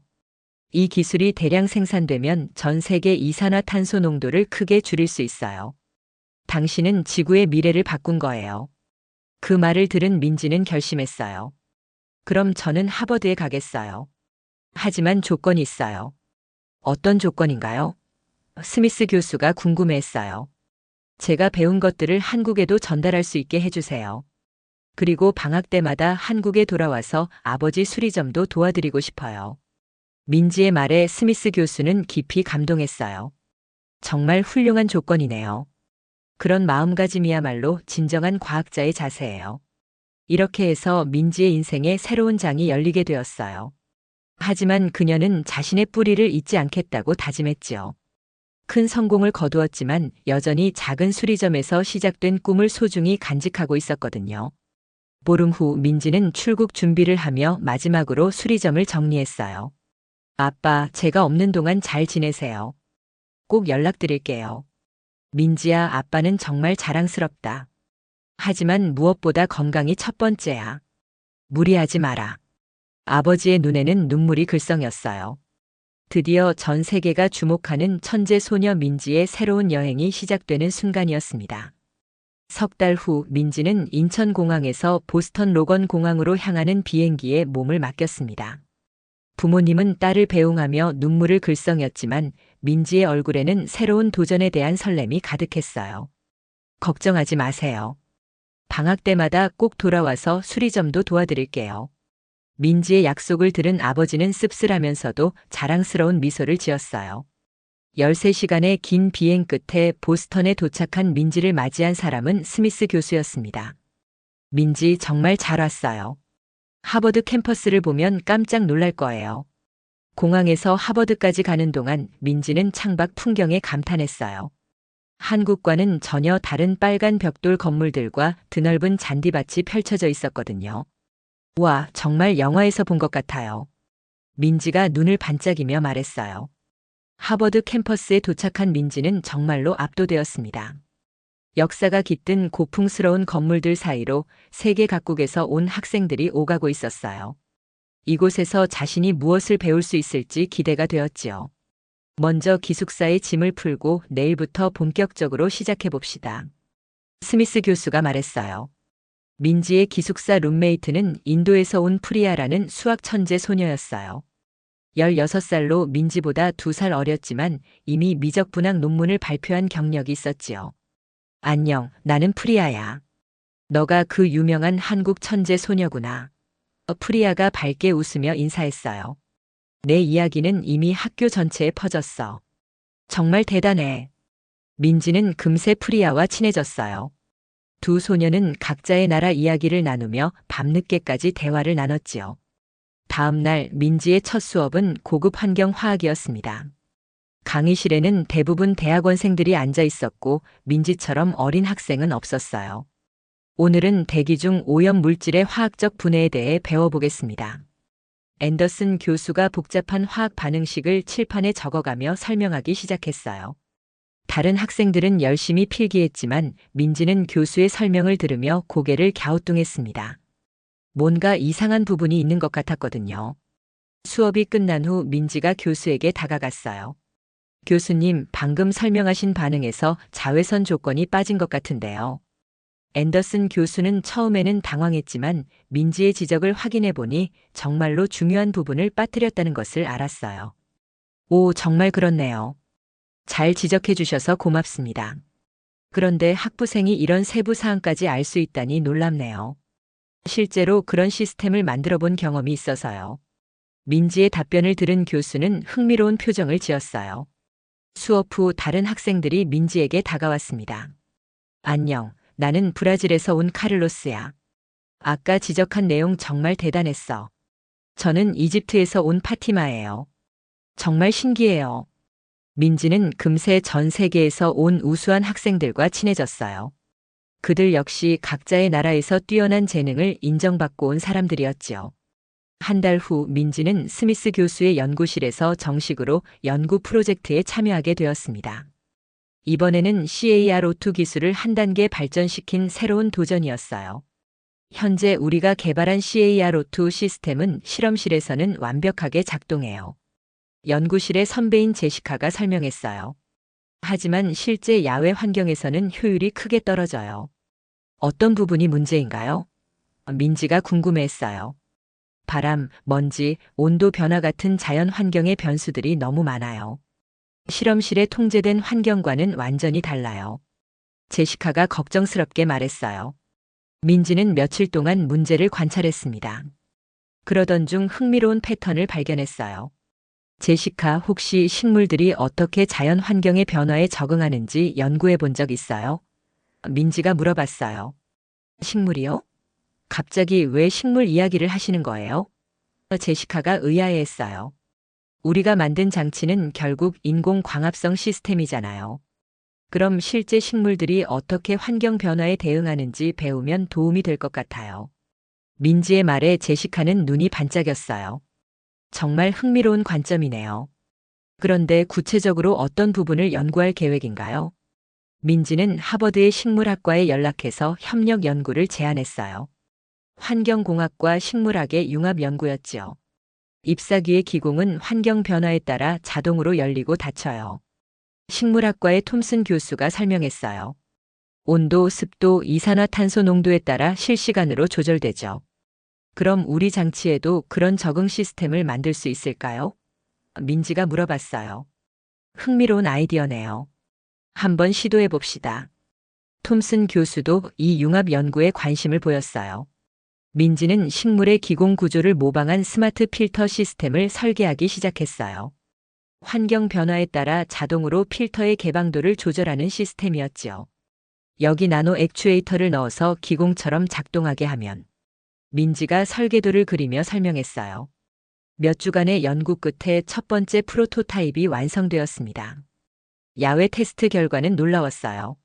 믿을 수 없어요. 제시카가 흥분해서 소리쳤어요. 실험실 환경과 거의 같은 효율을 보이고 있어요. 기존 시스템이 야외에서 60% 효율 감소를 보인 반면 민지의 스마트 필터 시스템은 불과 10%만 감소했어요. 스미스 교수는 민지의 연구 결과를 보고 깊은 인상을 받았습니다. 민지, 당신의 융합적 사고는 정말 놀라워요. 환경공학과 생물학을 연결시킬 생각을 어떻게 했나요? 사실 저희 수리점 앞에 화분이 하나 있었어요. 민지가 웃으며 말했어요. 매일 보면서 식물이 날씨 변화에 어떻게 적응하는지 관찰했거든요. 비가 올 때는 잎이 다르게 반응하고 햇볕이 강할 때는 또 다르게 움직이더라고요.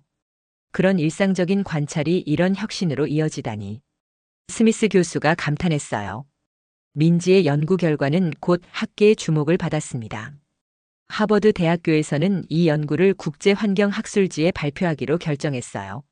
18세의 한국 학생이 주저자로 논문을 발표한다는 소식은 또 한 번 세계적인 화제가 되었습니다.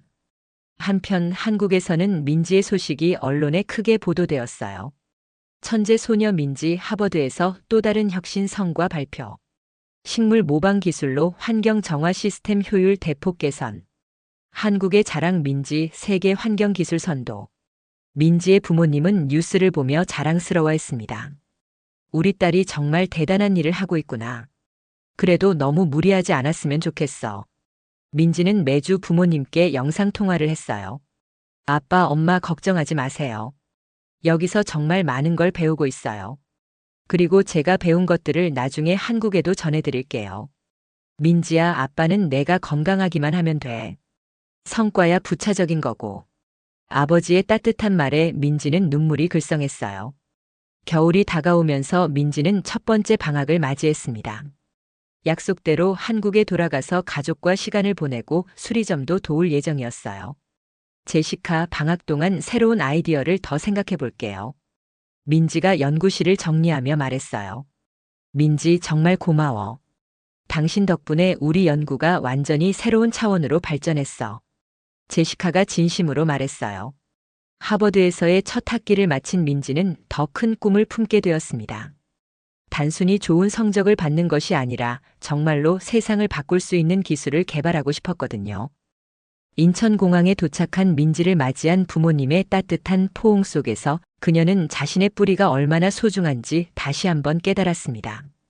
아무리 큰 성공을 거두어도 가족과 고향을 잊지 않겠다는 다짐을 또 한 번 굳혔어요.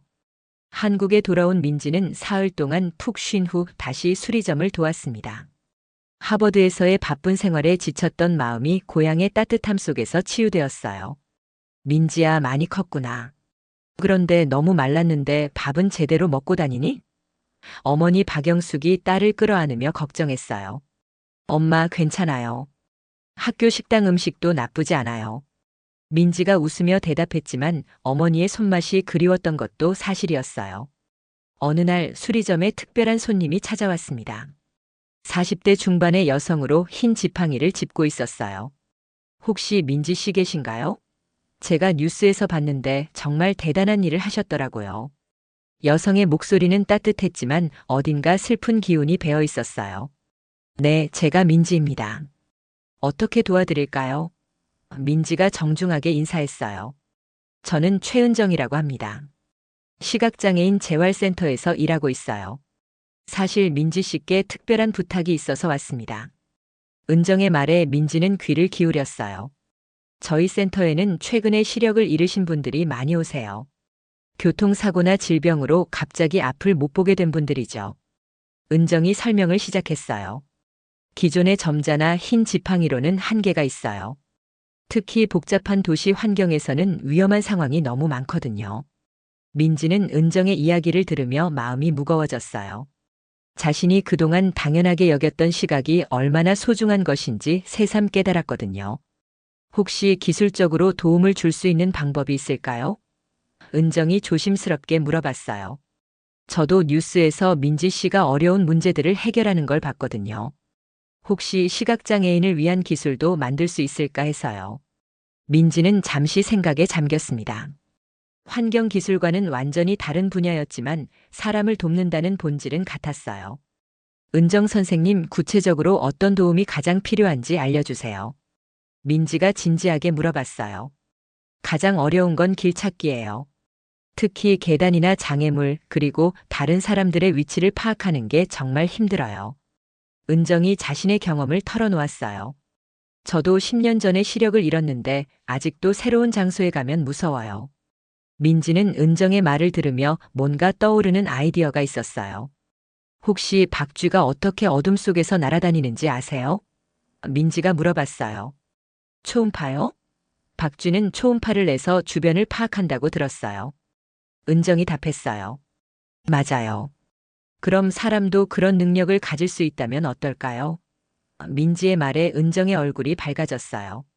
하지만 사람은 초음파를 낼 수 없잖아요. 은정이 의문을 표했어요. 기계가 대신하면 돼요. 민지가 설명하기 시작했어요.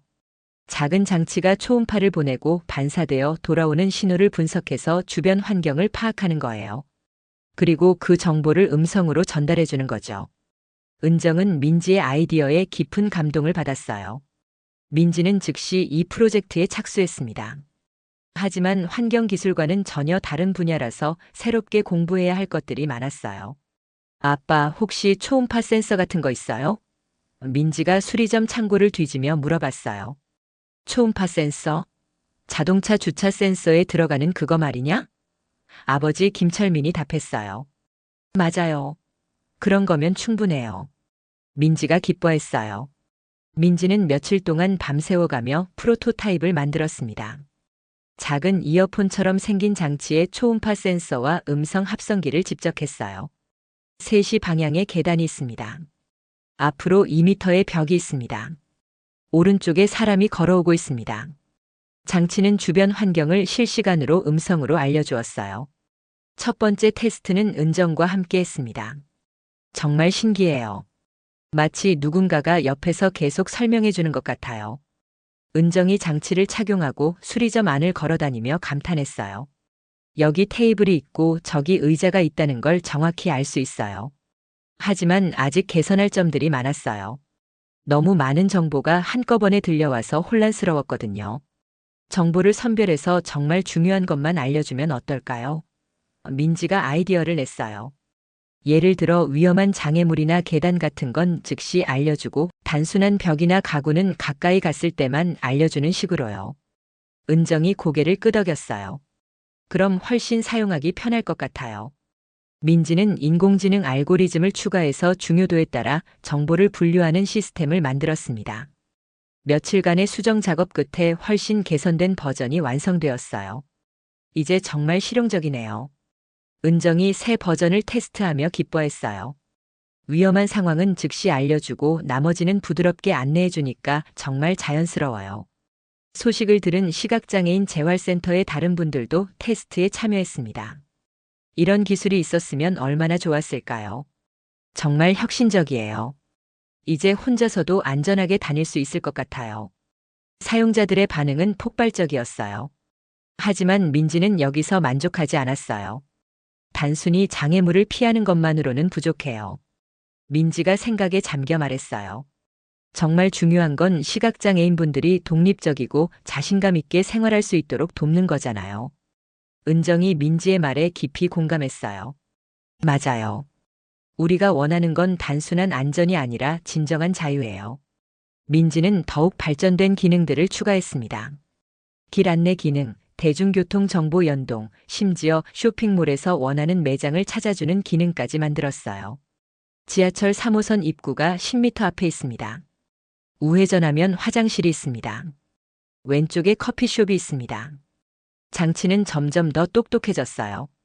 몇 달 후 민지의 소나 가이드라고 이름 붙인 이 장치는 시각장애인 커뮤니티에서 큰 화제가 되었습니다.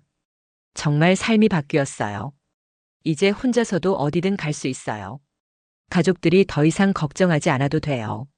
사용자들의 감사 인사가 쏟아졌어요. 하지만 민지가 가장 기뻤던 순간은 따로 있었어요. 은정이 혼자서 처음으로 멀리 있는 친구를 만나러 간 날이었거든요. 민지야, 정말 고마워. 내 덕분에 내가 잃었던 자신감을 되찾았어. 은정의 눈물 어린 감사 인사에 민지도 울컥했어요. 여러 투자자들이 상용화를 제안했지만 민지와 은정은 다른 길을 선택했어요. 돈을 벌기 위한 기술이 아니에요. 정말로 도움이 필요한 분들께 먼저 전해져야 해요. 민지의 말에 은정도 동의했어요. 그들은 비영리 단체를 만들어서 경제적으로 어려운 시각장애인들에게 무료로 장치를 제공하기로 했어요. 이 소식을 들은 스미스 교수는 크게 감동했습니다. 민지, 당신은 진정한 공학자의 정신을 갖고 있어요. 기술은 인간을 위해 존재한다는 것을 잊지 않는 사람이죠. 교수의 격려에 민지는 더욱 확신을 갖게 되었어요. 방학이 끝나갈 무렵 민지에게 특별한 제안이 들어왔습니다. 아프리카 케냐에서 사막화 방지를 위한 환경기술 프로젝트에 참여해달라는 요청이었어요. 민지 씨의 환경기술과 사회적 철학이 우리 프로젝트에 꼭 필요해요. 프로젝트 책임자가 설명했어요. 케냐의 건조 지역에 CARO2 기술을 적용해서 사막화를 막고 싶어요.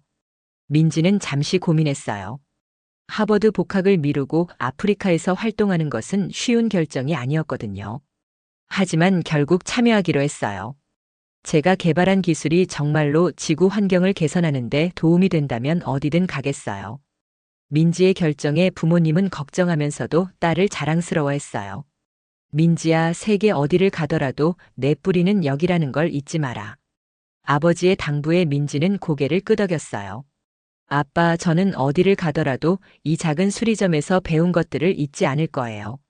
사람을 먼저 생각하는 마음, 그게 가장 중요한 기술이라는 걸 알거든요. 3개월 후 민지는 케냐 나이로비 공항에 도착했습니다. 적도 근처의 뜨거운 태양과 낯선 풍경이 그녀를 맞이했어요. 민지 씨, 정말 잘 오셨어요. 저희가 얼마나 기다렸는지 모르세요. 프로젝트 현지 책임자인 조셉 은보야가 환한 미소로 인사했어요.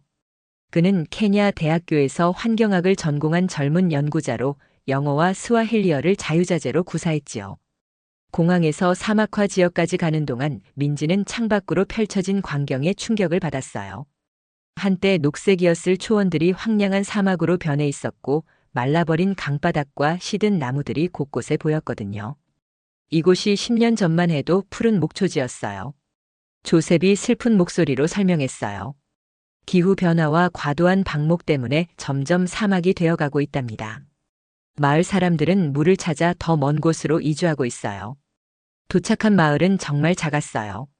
20가구 정도의 집들이 흙벽돌로 지어져 있었고 전기도 제대로 들어오지 않았어요. 하지만 마을 사람들의 눈빛만큼은 희망으로 가득했어요. 안녕하세요, 민지. 마을 이장인 할머니 아키누가 스와힐리어로 인사했고 조셉이 통역해 주었어요. 우리 마을의 구원자가 왔다고 하시네요. 민지는 부담스러웠지만 동시에 책임감을 느꼈어요. 조셉, 이곳의 환경 데이터를 먼저 확인해 볼까요? 민지가 가져온 측정 장비들을 꺼내며 말했어요. 일주일 동안 철저한 환경 분석을 한 결과 예상보다 훨씬 심각한 상황이었어요. 이산화탄소 농도는 지구 평균의 1.3배였고 토양의 수분 함량은 극도로 낮았어요. CARO2 시스템을 단순히 설치하는 것만으로는 부족할 것 같아요. 민지가 데이터를 분석하며 말했어요. 그럼 어떻게 해야 할까요? 조셉이 걱정스럽게 물어봤어요. 민지는 며칠간 고민한 끝에 혁신적인 아이디어를 떠올렸어요. 조셉, 혹시 이곳 전통 농법에 대해 알고 계세요? 네, 우리 조상들은 아카시아 나무를 이용한 특별한 농법을 사용했어요. 하지만 지금은 거의 사라진 방법이죠. 조셉이 답했어요. 바로 그거예요. 민지의 눈이 반짝였어요. 전통 농법과 현대 기술을 결합하면 더 효과적일 거예요. 민지는 CARO2 시스템을 아카시아 나무 주변에 설치하는 혁신적인 방법을 고안했어요. 나무가 만드는 그늘과 뿌리 시스템이 자연적인 미기후를 형성하고 그곳에서 CARO2가 더욱 효율적으로 작동할 수 있었거든요. 나무가 만든 환경과 기계가 만든 환경이 서로 도와주는 거예요. 민지가 설명했어요. 마치 자연과 기술이 손을 잡는 것 같네요. 조셉이 감탄했어요. 첫 번째 시스템을 설치한 후 놀라운 일이 벌어졌어요. 한 달 만에 주변 토양의 수분 함량이 눈에 띄게 증가했고 죽어가던 풀들이 다시 살아나기 시작했어요. 정말 기적 같아요. 마을 사람들이 환호했어요. 하지만 민지는 더 나아가고 싶었어요. 조셉, 이 기술을 마을 사람들이 직접 관리할 수 있도록 교육하면 어떨까요? 훌륭한 아이디어네요. 지속 가능한 발전이야말로 진정한 도움이죠. 조셉이 동의했어요. 민지는 매일 아침 마을 사람들에게 기술 교육을 했어요.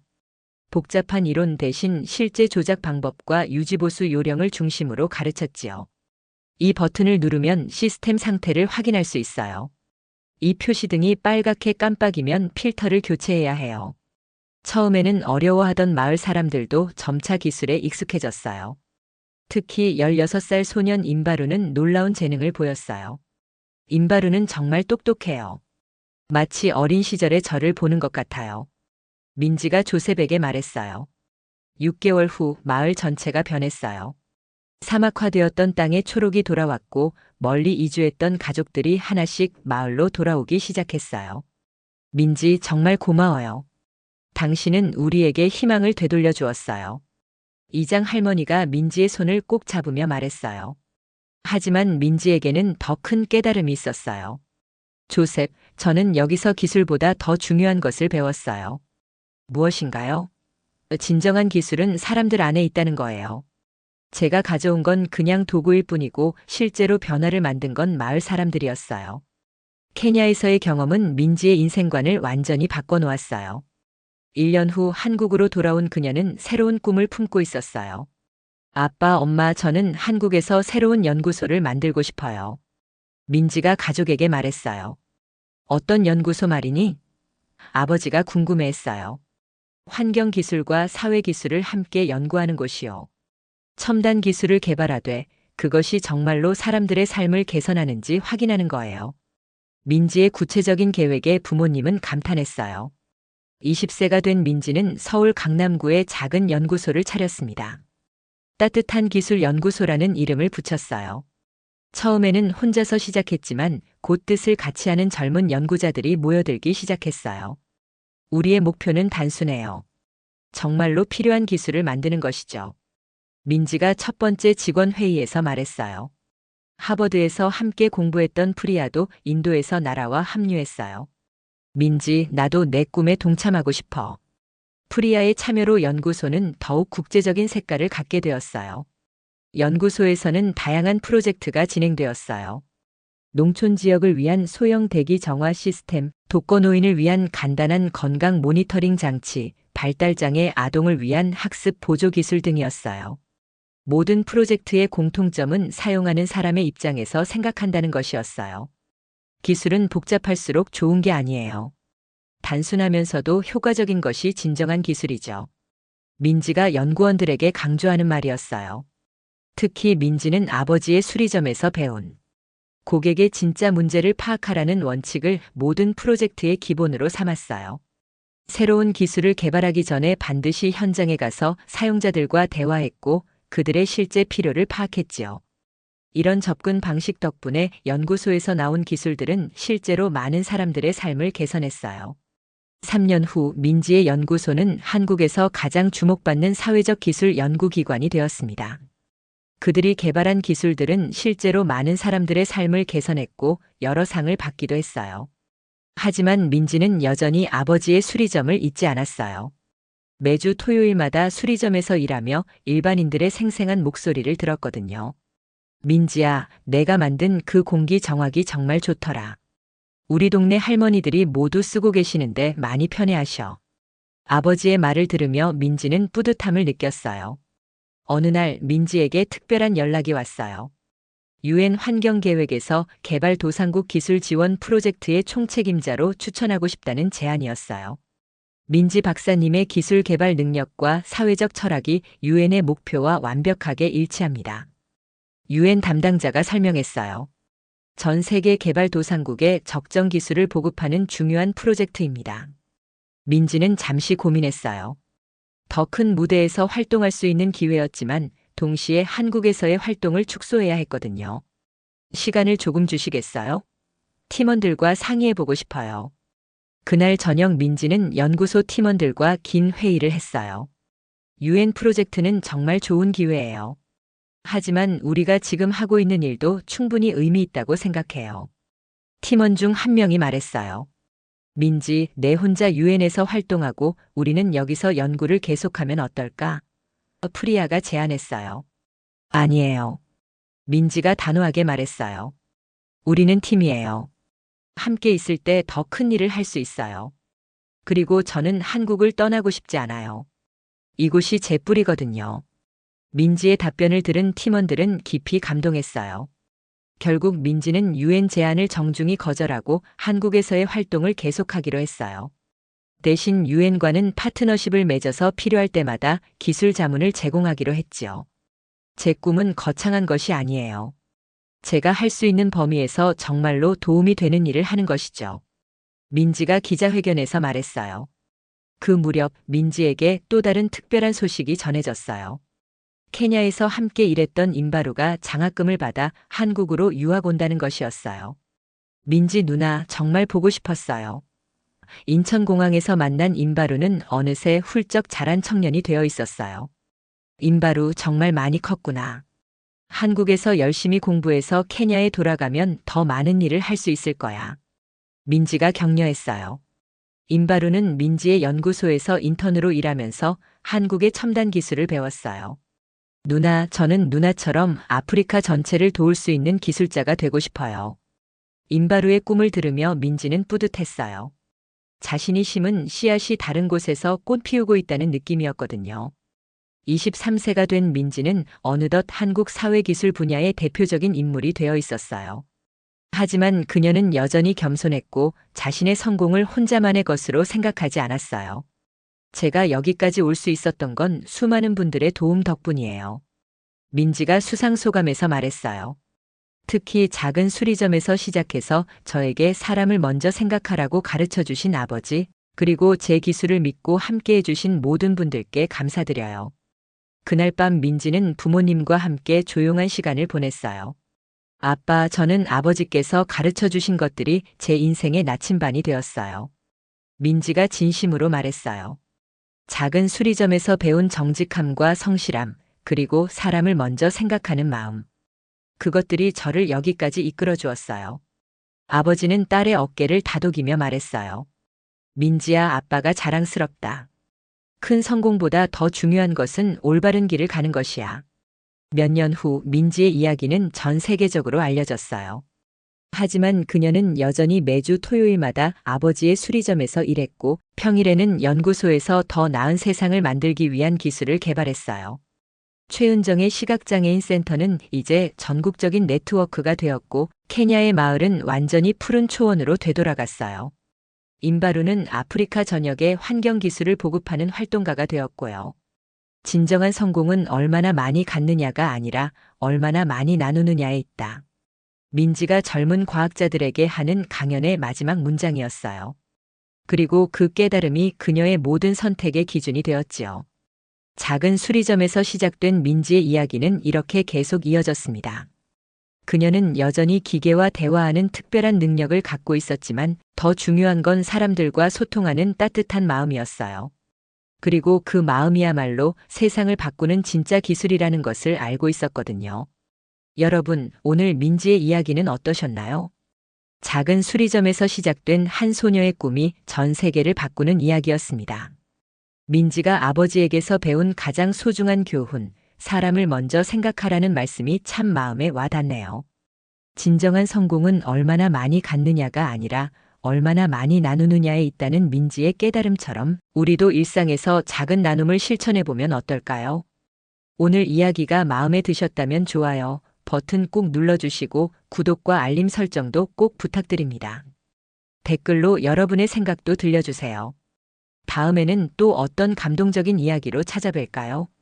여러분의 하루가 민지처럼 따뜻하고 의미 있기를 바라며 저는 다음 이야기에서 또 뵙겠습니다. 안녕히 계세요.